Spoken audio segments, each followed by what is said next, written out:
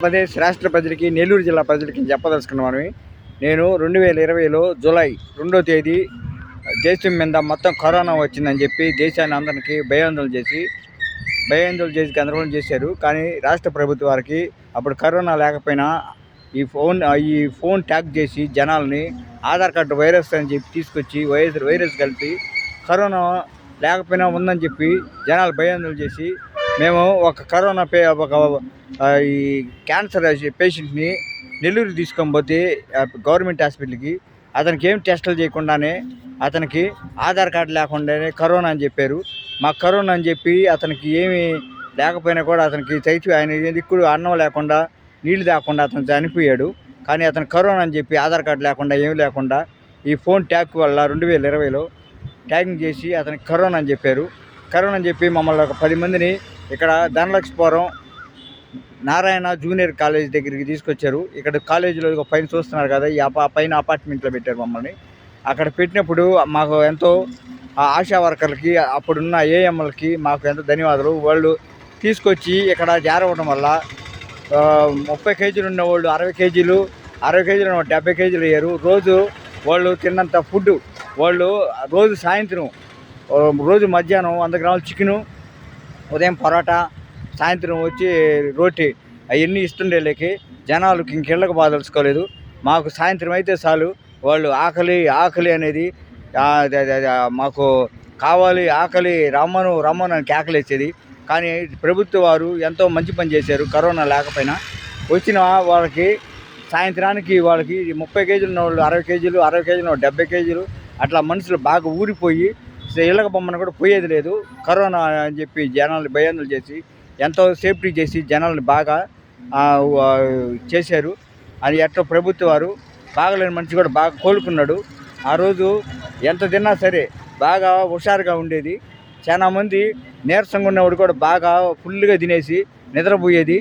ఎవరి పాటికి వాళ్ళు 30 కేజీలు 60 కేజీలు 70 కేజీలు 100 కేజీలు పెరిగాడే. కానీ ఇక్కడ కరోనా అనేది లేదు.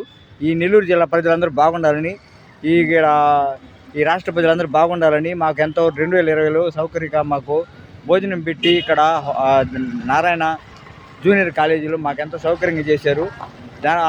ఆశా వర్కర్లకి, ఏఎంఎల్కి మాకు ధన్యవాదాలు. ఏంటంటే వాళ్ళు మాకు కరోనా లేదమ్మా అని చెప్పినా కూడా ఒక క్యాన్సర్ పేషెంట్ని హాస్పిటల్కి తీసుకొని పోతే అతను ట్రీట్మెంట్ చేయకుండా నెల్లూరు గవర్నమెంట్ హాస్పిటల్లో అతనికి ఆధార్ కార్డు లేకుండా కరోనా అని చెప్పారు. అతను తీసుకొని పోయిన దానికి ఆ అబ్బాయితోటి మమ్మల్ని ఇక్కడ చేర్చారు 10 మందిని కరోనా అని చెప్పి. మేము అందరికీ టెస్టులు చేయాలని ఇక్కడ తీసుకొచ్చిన దానికి ఇక్కడ 30 కేజీల వాళ్ళు బాగా ఫుడ్ తిని 12 రోజులు ఇక్కడ బాగా మెయింటైన్ చేసి మాకు బాగా సౌకర్యంగా చేశారు. తిన్నవాడు తిన్నంత సాయంత్రానికి ఆకలి అనేది కానీ బాగా చేశారు. కాబట్టి మాకు ప్రభుత్వ వారికి, రాష్ట్ర ప్రజలకి ఈ ధన్యవాదాలు.